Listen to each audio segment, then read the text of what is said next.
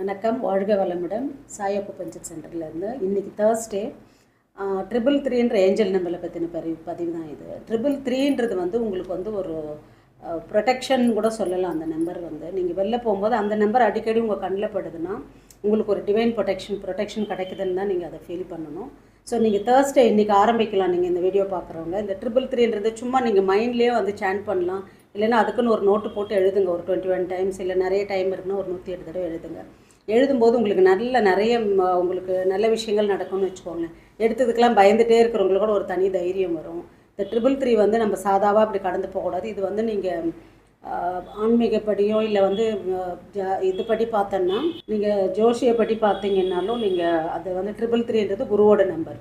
So குரு இல்லாமல் எதுவுமே இல்லை. குரு தான் ஒரு கட்டத்தில் ரொம்ப முக்கியமான ஒருத்தர். ஸோ அப்படி பார்த்தாலும் 333 நீங்கள் அந்த மாதிரி எடுத்துக்கலாம். நீங்கள் இல்லை இந்த ஏஞ்சல் நம்பர்ஸ்லாம் தெரியாதுன்றது நீங்கள் அப்படியே எடுத்துக்கலாம். ஸோ 333ன்றது வந்து குருவோட நம்பர் அது. ஸோ இன்றைக்கி வேலைக்கிழமை நான் இது சொல்லணும்னு உங்களுக்கு தோணிச்சு சொல்கிறேன். நீங்கள் இதை எழுத ஆரம்பித்தோ இல்லை இந்த 333 பார்க்க ஆரம்பிக்கிறீங்க, ஏதாவது வெளில போகும்போது ஃபோன் நம்பர் தொடர்ந்து 3 இல்லை 4 வரணும்.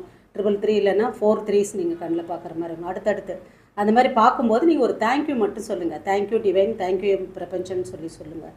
இது சொல்லும்போது நீங்கள் அடுத்தடுத்து என்னன்றதை இப்போ நான் சொல்லலாம். ஒரு இடத்துல வந்து இந்த டிஷ் வந்து அவ்வளோ டேஸ்டியாக இருக்கணும், சாப்பிட்டு பார்த்தா தான் உங்களுக்கு தெரியும். ஸோ அது மாதிரி தான் இதை ட்ரை பண்ணுங்கள். அட்லீஸ்ட் ஒரு 11 நாள் 21 நாள் பண்ணுங்கள்.